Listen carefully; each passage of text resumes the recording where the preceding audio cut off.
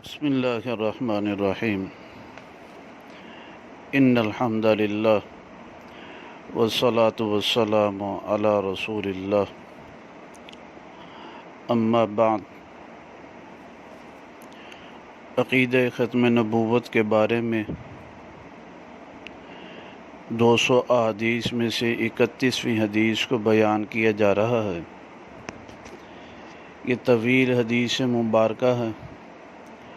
حضرت زید بن حارثہ رضی اللہ تعالیٰ عنہ کے خاندان کے بارے میں آتا ہے۔ یہ حدیث مبارکہ مستدرک حاکم جلد نمبر 3 صفحہ نمبر 236 پر آتی ہے۔ فرماتے ہیں فقدم حارثۃ بن شراحیل، حارثہ بن شراحیل مکہ کی طرف آئے اپنے بھائی اور اہل بیت کے ساتھ۔ فأتی النبی صلی اللہ علیہ وسلم، وہ نبی پاک صلی اللہ علیہ وسلم کی خدمت میں آئے۔ آپ بیت اللہ کے کعبہ کے صحن میں بیٹھے ہوئے تھے۔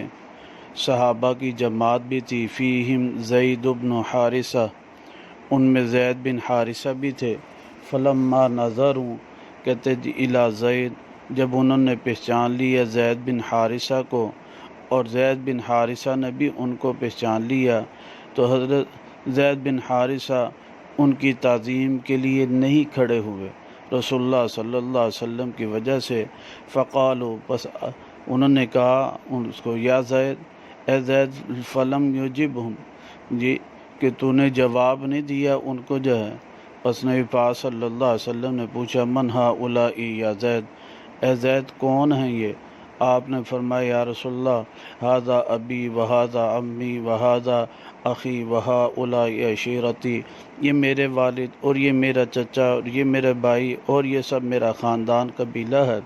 فقال لہ النبی صلی اللہ علیہ وسلم، نبی پاک صلی اللہ علیہ وسلم نے انہیں فرمایا قم، تو کھڑا ہو، فسلم علیہم، ان پر سلام کر اے زید۔